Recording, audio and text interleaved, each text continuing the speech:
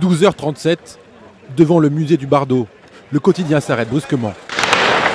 Des coups de feu retentissent, des rafales de Kalachnikov. Les terroristes viennent de démarrer leur carnage.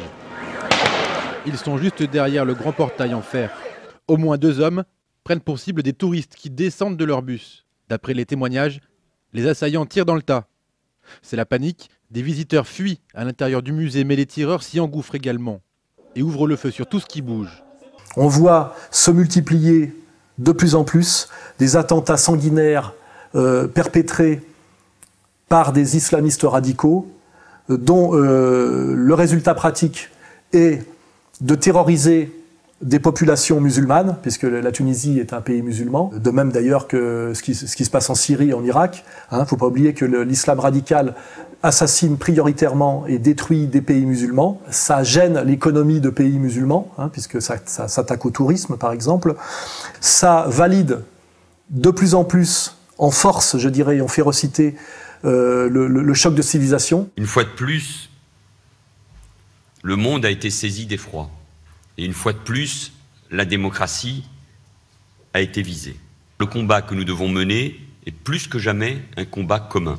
Ça met bien en place une lutte du monde occidental dit judéo-chrétien, encore une escroquerie, le concept de judéo-christianisme est un concept abusif qui remonte au XIXe siècle, mais ça met bien en place l'idée d'une lutte du monde judéo-chrétien contre un monde musulman agressif, dangereux et destructeur. La pieuvre de l'État islamique, on l'avait vu à Paris au moment des attentats du mois de janvier, on le voit aujourd'hui en Tunisie, on a l'impression que la pieuvre de l'État islamique continue à s'étendre. Et oui, Daesh a fait des émules, c'est désormais une marque comme l'était auparavant Al-Qaïda.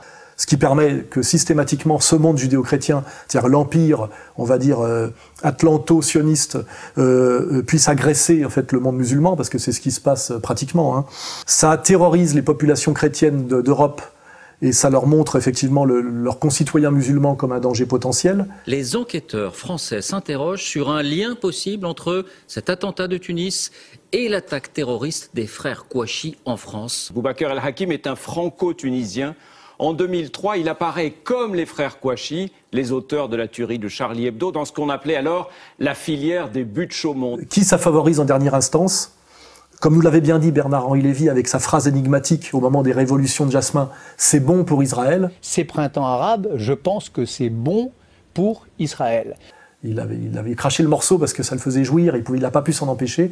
Effectivement, tout ça concourt au grand Israël et à la domination effectivement du CRIF et de ce qu'il représente en France, c'est-à-dire une minorité juive toute puissante qui décrète qu'aujourd'hui Marine Le Pen serait fréquentable, elle et elle seule, à condition qu'elle soit sur une ligne anti-musulmane, que le musulman est devenu un danger, que l'islam doit faire son aggiornamento sur la religion de la Shoah et sur le sionisme, sous peine d'être désigné comme bouc émissaire à la vindicte, à la vindicte populaire. Donc on voit bien à qui profite toute cette violence organisée.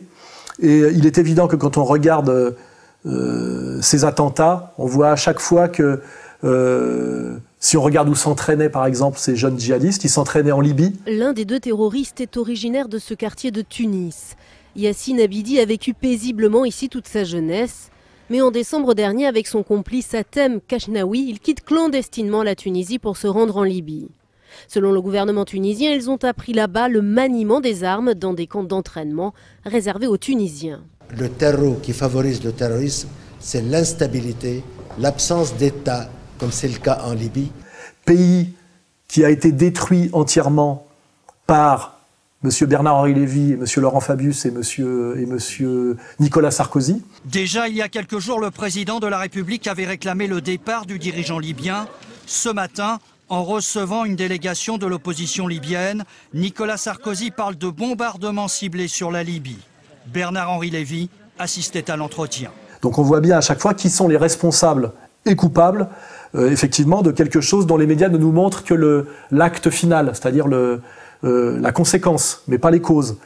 Les causes de l'attentat de Tunisie d'hier ou d'avant-hier, les causes sont la manipulation des révolutions de Jasmin, la destruction de la Libye, et on peut citer la politique étrangère française catastrophique menée par notamment Fabius du Quai d'Orsay, qui a rappelé quand même à tous les jeunes qui voulaient s'engager dans le djihad il y a quelques années.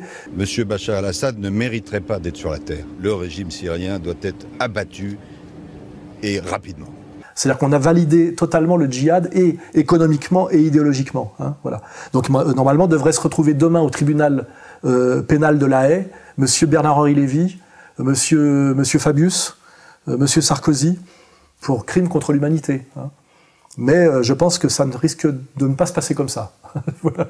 Et je pense que celui qui va encore avoir des emmerdes et des plaintes, c'est moi, pour dire toutes ces vérités et réarticuler tout ça de façon cohérente.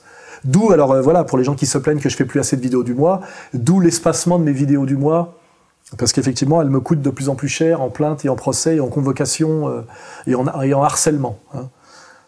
Voilà.